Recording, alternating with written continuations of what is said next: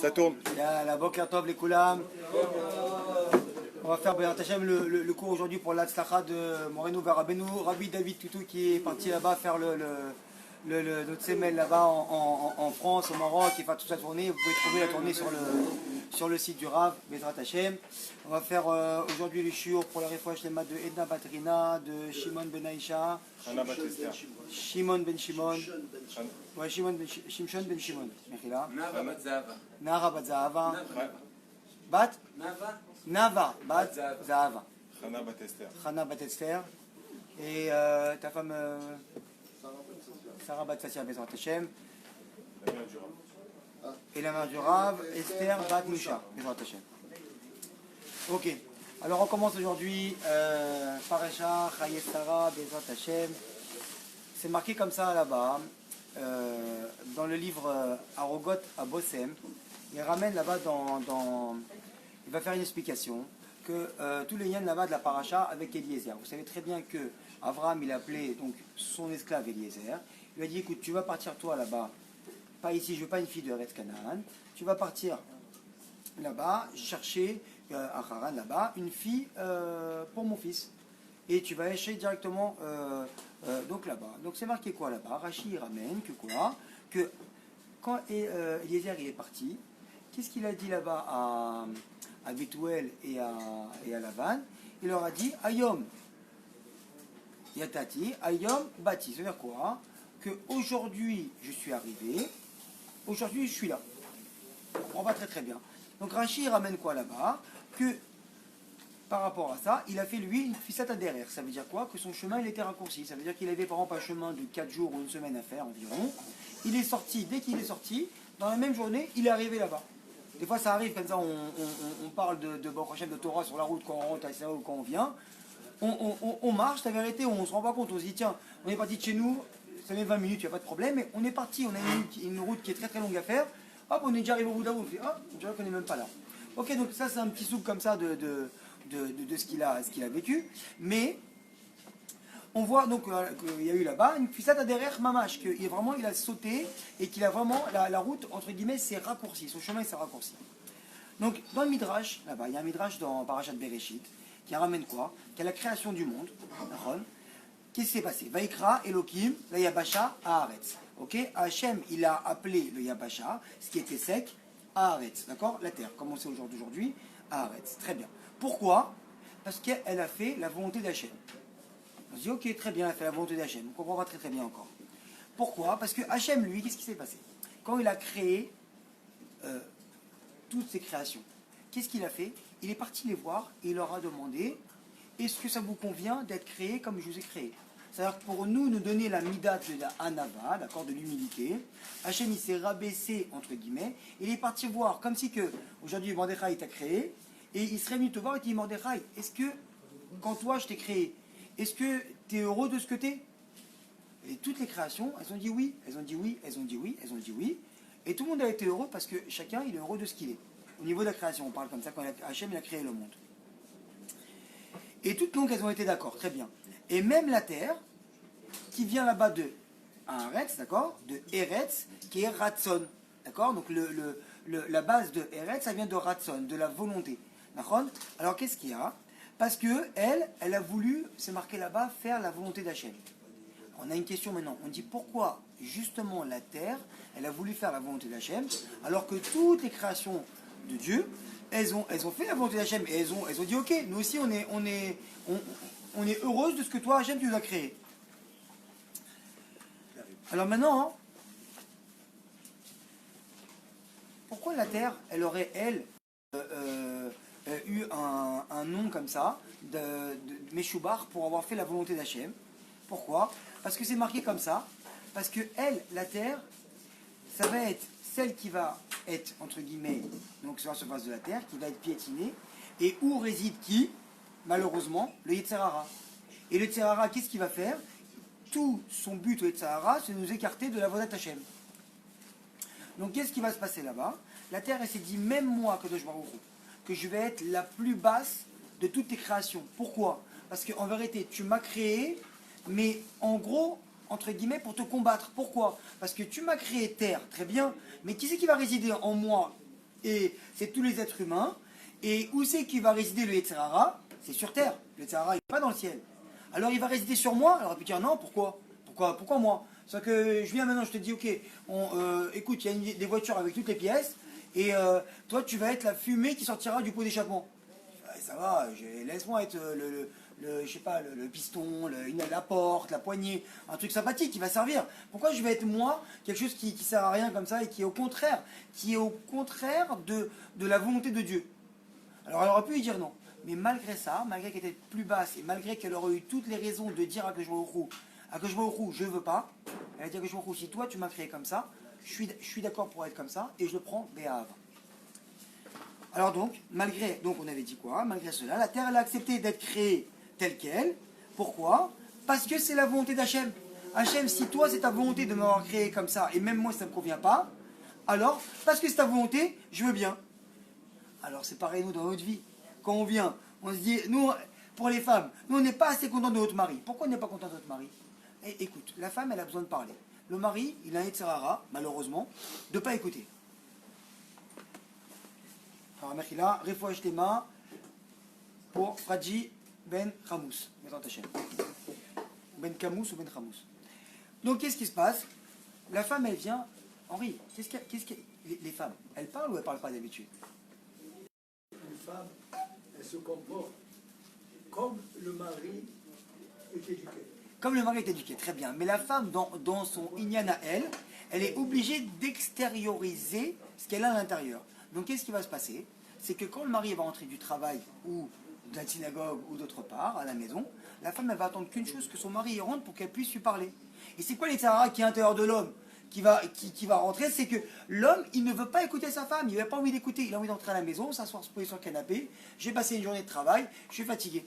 Donc qu'est-ce qui se passe? La femme elle reprochait toujours à son mari, moi je ne suis pas contente, j'ai pas le mari que je voudrais avoir, entre guillemets, pas comme la terre elle a fait, parce que pourquoi? Parce que mon mari, il vient, je sais pas, il veut pas m'écouter, et moi j'ai besoin de parler. Donc une femme qu'on vient maintenant, on sait très bien que si l'homme il rentre à la maison et qu'il n'écoute pas, elle aura besoin de parler, alors qu'est-ce qu'elle va faire? Malheureusement, elle va aller parler autre part. Alors quand elle va parler avec ses copines, peut-être, mais quand il ira parler avec un collègue de travail, là ça devient un peu plus grave.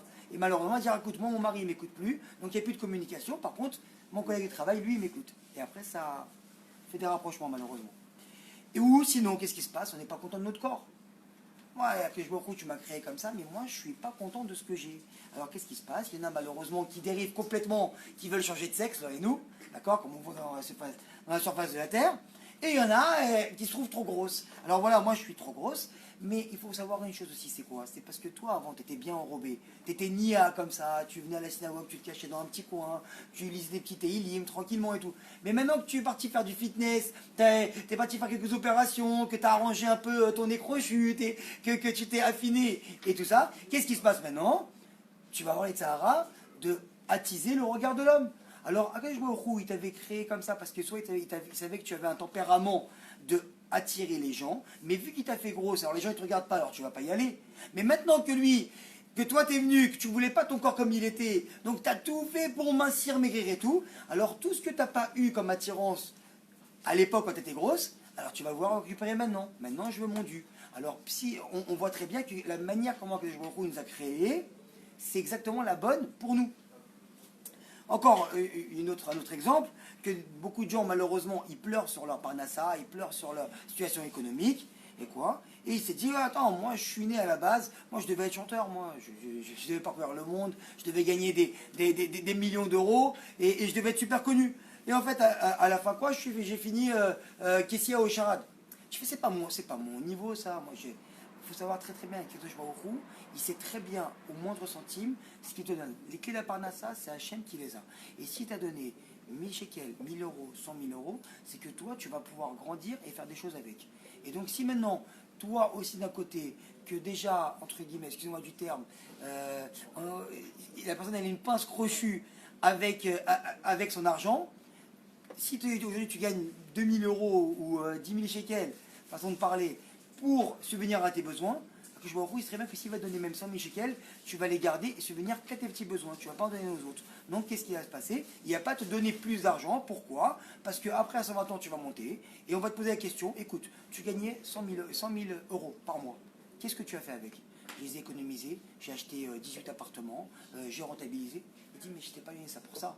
Donc si au jour d'aujourd'hui, il faut comprendre que des gens, malheureusement, ils ne gagnent pas ce qu'ils auraient voulu gagner, c'est quoi? C'est que c'est ce que tu mérites, malheureusement. Parce que si tu aurais eu plus, tu aurais fait des bêtises avec. Donc la Terre, pour en revenir à la Terre, elle a accepté quoi? Elle a accepté le fait que chaque création, elle a un but, elle a un projet spécifique dans ce monde.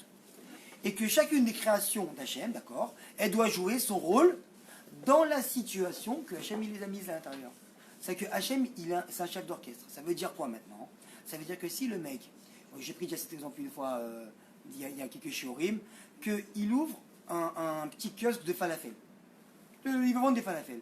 Qu'est-ce que Hachem, il attend de toi dans cette situation-là? Toi, tu viens maintenant, tu as pensé être le président de la start-up de je sais pas quoi. Mais maintenant, tu t'es retrouvé à ouvrir, par le fil de la vie, une boutique de falafel pour vendre des falafels. Et tu vas dire, mais moi, je ne peux pas servir Hachem comme je veux, parce que moi, c'est pas ça que j'attendais de moi-même. Je ne me voyais pas là-bas, moi. Alors Hachem, qu'est-ce qu'il attend de toi? C'est quoi? C'est que dans la petite boutique, tu viens, que tous les jours les clients y viennent, que tu leur fasses un grand sourire, que tu sois gentil avec eux, que tu parles avec eux, que toi, dans ce que tu vas leur servir, que tout va être frais, que si l'huile, elle doit être changée tous les semaines, alors tu la changes toutes les semaines et pas tous les 3-4 semaines pour gratter, entre guillemets, le fait d'économiser un peu sur la marchandise, que si la salade, elle a tourné, que tu rajoutes pas un peu de piquant à l'intérieur et dire, ouais, on va camoufler tout ça. Alors qu'est-ce qui se passe? C'est quoi? C'est que maintenant tu vas venir, tu vas faire exactement les choses, les choses comme Hachem t'a demandé, avec tes moyens à toi.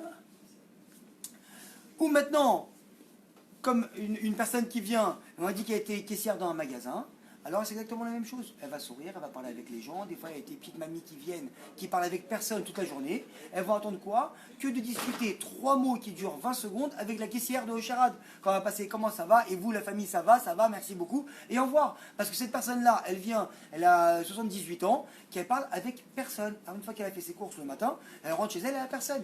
Donc toi, que je me roule, il t'a demandé, avec les manières, avec les moyens que tu as, de venir et d'être heureux et de servir à 100% avec les petits pourcentages que Hachem t'a donné, entre guillemets. Alors, qu'est-ce qui se passe maintenant? Elle, la terre, elle aurait pu se dire, attends, moi, j'ai une mida de Hanava. Qu'est-ce que c'est la terre? La terre, tous les jours, on vient, qu'est-ce qu'on fait sur la terre? La vérité, on marche dessus toute la journée. On prend les cigarettes là et nous, hein. On met par terre, on les écrase. Elle est au minimum du minimum sur la terre. Mais Akadosh Baruch Hu dit, il n'y a pas de Yaouch. Même sur la personne qui vient, que quand on vient et qu'elle s'annule et qu'elle a eu un bisayon devant les gens et qu'elle ferme sa bouche, qu'elle dise rien, parce qu'elle sait que Akadosh Baruch Hu, il a prévu ça pour elle et que c'est le meilleur pour elle, malheureusement d'être à ce moment-là parce qu'il veut lui faire un grand cadeau, alors qu'est-ce qu'il lui a dit?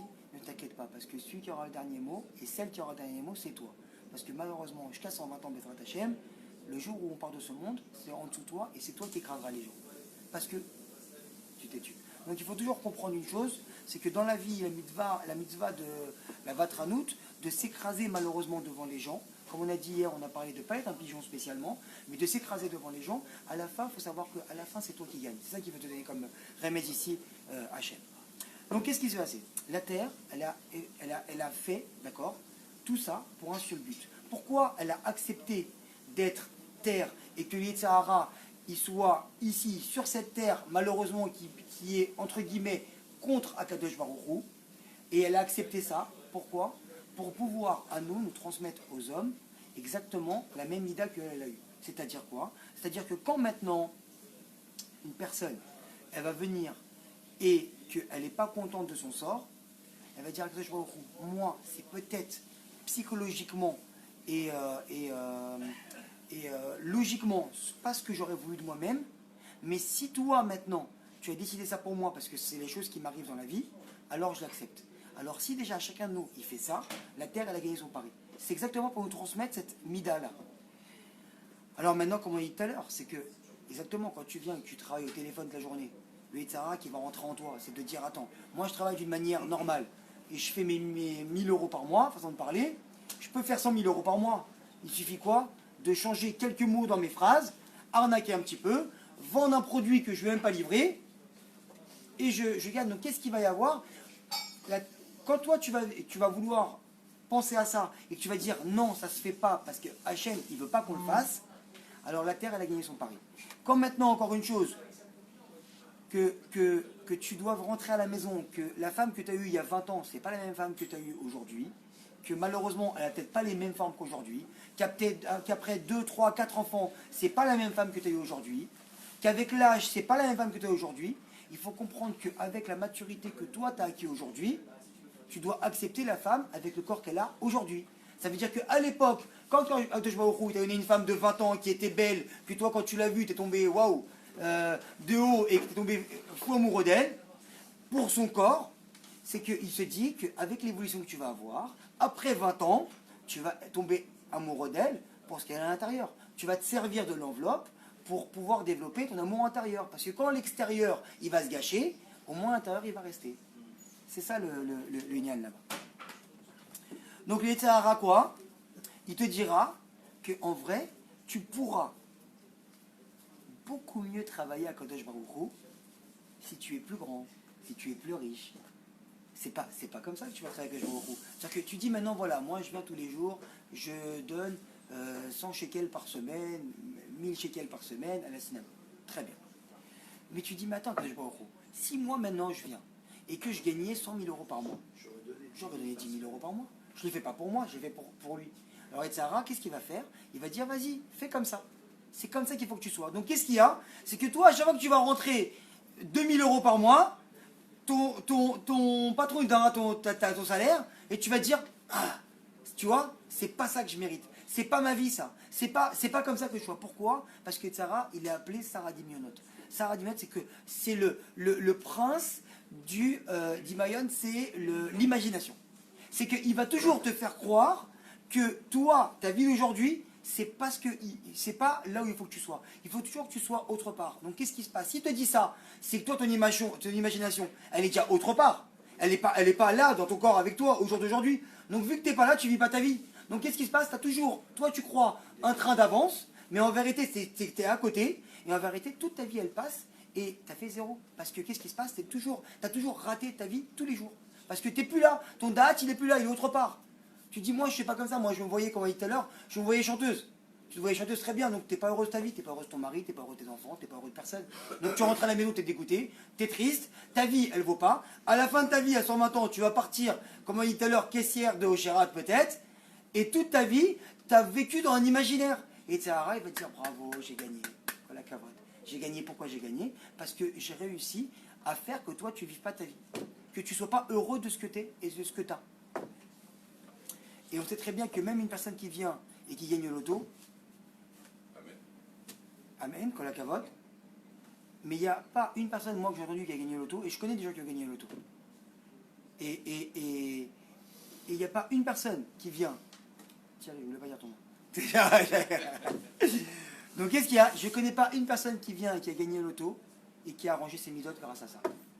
Il n'y a aucune manière Inyan de venir et d'être plus riche pour arranger ses midotes. Et Akadosh Baruch Hu, merci là, une seconde, et Akadosh Baruch Hu, il t'envoie dans ce monde-là avec les outils que tu as, justement pour que tu viennes, que tu étudies la Torah et que tu prennes ça comme un outil pour pouvoir venir te réaliser et arranger tes midotes.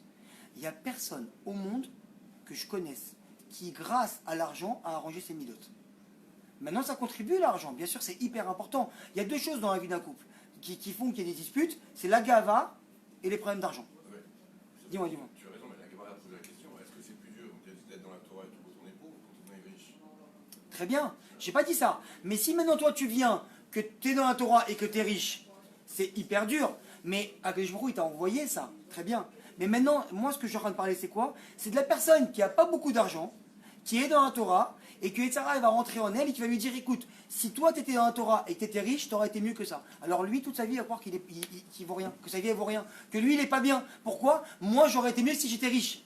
Tu comprends? C'est que moi j'aurais été mieux si ça. Donc qu'est-ce qu'il y a? Tu n'es pas satisfait de ce que tu as. Et on a dit que là-bas, la terre, exactement, c'est ce qu'elle voulait transmettre à l'homme, d'être satisfait à l'endroit où Akadosh Baruch Hu il t'a mis. Alors lui, Hachem, qu'est-ce qu'il aime? Il aime les gens qui le servent avec ce qu'ils ont, comme on a dit. Très bien. Parce que, en vérité, il faut comprendre une chose. C'est que le meilleur pour eux, donc pour les gens, d'accord, pour nous, c'est ce que Hachem il nous envoie. D'accord? Parce que personne, il peut savoir mieux que Hachem ce qui est bon pour toi. Toi, tu ne peux pas le savoir. Des fois, les gens, ils viennent, ils vont prendre par jour, ils ont besoin, ils ont envie d'un bon café. Ils boivent 11 cafés par jour. Au bout de 10 ans, le mec, on dit, oh, bah, arrête. Je fais, attends, mais je croyais que c'était bon pour moi, parce que moi, au goût, c'était bon.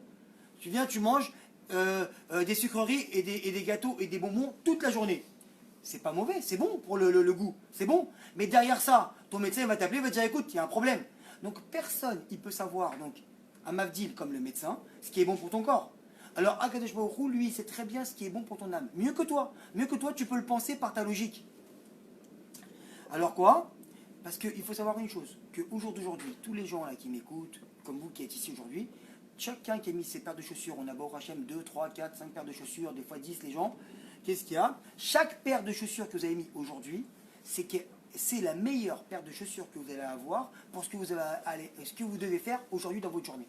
Akadosh Baruch Hu, c'était déjà réalisé que tu devais prendre cette paire de chaussures là aujourd'hui, et pour ce que tu as à faire aujourd'hui, c'est celle-là qu'il te faut et pas un autre. Parce que si tu as mal aux pieds aujourd'hui, c'est que tu devais réparer quelque chose, parce que peut-être tes pieds ont été dans un endroit d'Avera hier, pour réparer ça, tu vas avoir mal aux pieds. Si toi tu es hyper à l'aise, c'est parce que tu ne mérites pas de souffrir de mal de dos avec ça. Si par exemple tu as mis des chaussures comme ça, c'est parce que l'eau ne veut pas rentrer et être imperméable dans tes chaussures. Chaque chose que l'on fait en étant en accord avec la Torah, c'est la meilleure chose qu'on puisse faire au monde.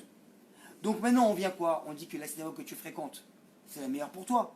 C'est-à-dire que même si tu es assis à côté d'un Marocain, je suis Marocain, je peux me permettre, donc même si tu es assis à côté d'un Marocain qui va te reprendre sur chaque mot que tu vas dire, chaque ta'amim que tu vas faire et tout, tu te dirais, ça me saoule, je viens plus ici. C'est parce qu'en vérité, c'est le meilleur pour toi. Parce que c'est lui qui te l'a mis à côté de toi. Et parce que toi, tu dois être heureux d'avoir un voisin comme ça. Et de venir dans cette synagogue-là, justement, qui est en bas de chez toi, comme par hasard. Et les amis que tu as, même si c'est eux des fois qui vont te faire des petites réflexions et qui vont te faire des petites torarotes pour te remettre sur le droit chemin, c'est parce que ça fait mal que c'est les meilleurs amis que tu vas avoir. Et c'est tout ça qu'on appelle que Akadosh Baruch Hu, il nous a donné les meilleurs outils pour pouvoir le travailler et pour pouvoir arriver devant lui sans honte. Donc quoi? On voit maintenant qu'on revient à Eliezer, l'esclave d'Abraham. Abraham, comme vous savez très bien, je répète vite fait, comme je dis au début du cours, il a envoyé Eliezer, son serviteur, aller chercher une femme pour son fils Yitzhak, chez Haran là-bas, chez Lavan et Bethuel. Mais maintenant, toute sa vie, qu'est-ce qu'il a attendu Eliezer? Toute sa vie, il voulait marier sa fille depuis qu'elle est née, jusqu'Abraham lui a demandé ça. Il voulait marier sa fille à lui, la meilleure, parce qu'elle a vécu à côté d'Abraham, elle a vu les midotes. Qui c'est qui pouvait être mieux qu'elle? Personne au monde ne peut être mieux qu'elle. Pourquoi? Parce que moi, je suis ton esclave. Je te suis au pied à la lettre. Ma fille, c'est une fille, entre guillemets, de bonne famille, parce qu'elle a été à côté de toi, Abraham. Maintenant, qu'est-ce qu'il y a? C'est ma fille qui doit se marier avec ton fils. C'est obligé. C'est comme ça que je voyais depuis longtemps, depuis que je suis né, je suis comme ça. Comme la personne qui vient, qu'on a dit que depuis qu'elle est née, elle rêvait d'être chanteuse et qui n'est pas chanteuse, et qui est dégoûtée. Alors quoi?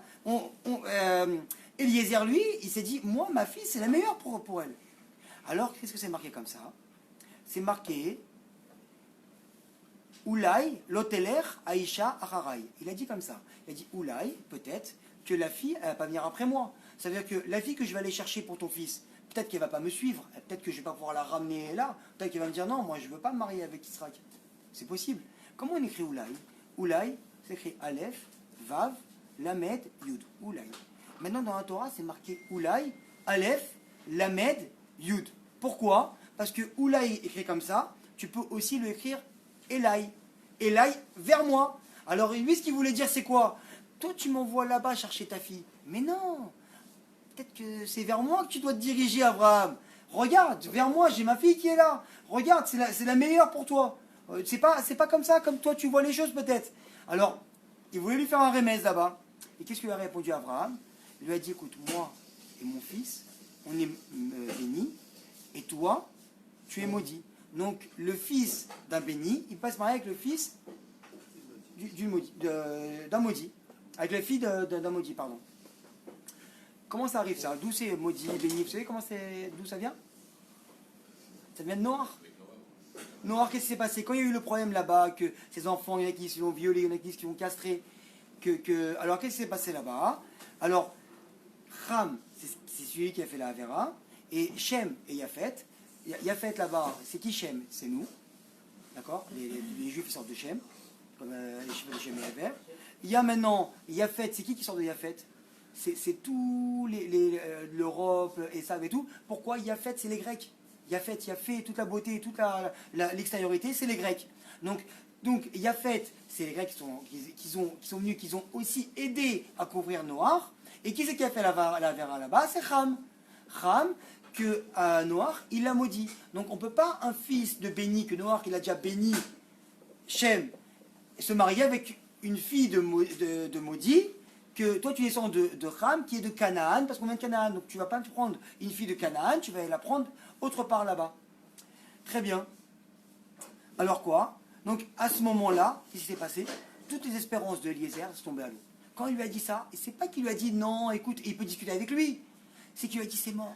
Il n'y a rien, c'est mort, c'est fini. Depuis le début déjà, depuis qu'elle est née, je savais que c'était mort pour toi et pour moi, et ne compte même pas m'en parler. Ça ne veut pas dire que maintenant je t'aime pas, ça ne veut pas dire que tu es quelqu'un de pas bien, mais on n'est pas compatible. Simplement. C'est comme malheureusement des fois quand il y a des juifs qui veulent se marier avec une fille qui n'est pas juive, c'est pas que les gens malheureusement qui disent ouais les goy, c'est pas péjoratif, c'est pas méchant, il n'y a rien, c'est que Baruch Hashem, tout le monde est bien, mais un juif et une goya ne sont pas compatibles. Simplement, c'est pas compatible. C'est à une prise de 3 trous, t'as une prise de 2 trous, ça rentre pas. Simplement, c'est pas compatible. C'est pas que ça c'est pas bien et ça c'est bien, c'est que ce n'est pas compatible. Simplement. Donc qu'est-ce qui se passe maintenant? Dès que ça s'est tombé à l'eau, c'est exactement comme on vient, et que les gens, Baruch Hashem, ils ramènent les enfants à la synagogue, et que eux, dans leur tête, ils disent, moi mon fils, quoi qu'il arrive, il va être Rav. Alors vu que maintenant, le Rav Yosef, il n'a jamais eu les Sahara de jouer au ballon, lui, il n'a jamais joué au ballon de sa vie entière, le Rav Yosef, c'est marqué comme ça. Alors qu'est-ce qu'ils font les gens? Ils empêchent leurs enfants de jouer au ballon. Parce qu'ils disent, non, toi tu deviendras comme le Rav Yosef, c'est très bien, mais ils t'empêchent de jouer au ballon. Alors comment il va finir le fils? Il va finir footballeur. Pourquoi? Parce que si lui maintenant, il voulait jouer un peu au ballon quand il était petit, parce qu'il n'a pas un Neshama du Rav Yosef, alors toute sa vie tu l'as frustré. Donc quand tu vas appuyer sur le ressort à fond, tu l'as écrasé, tu vas dire vas-y, Torah, Torah, Torah, Torah, avec l'angoisse et tout ça, qu'est-ce qui va se passer? Il sortira hypocrite. Et deuxièmement, c'est que dès que tu vas lâcher le ressort, il va s'envoler très très loin. Donc il va dire, moi, tout ce que cette Torah-là, que tu as voulu me faire malgré moi, parce que normalement, on doit éduquer un enfant selon ce chemin, Alpi Darko, d'accord, selon ce chemin, d'accord, comme a dit Shlomo Ameler. Alors qu'est-ce qu'il y a? Si toi maintenant tu viens me donner autre chose parce que tu attends autre chose de moi, alors qu'est-ce qu'il va y avoir? C'est que je vais partir complètement à l'inverse, parce que tu m'as asphyxié avec ce que j'aurais pu faire comme potentiel.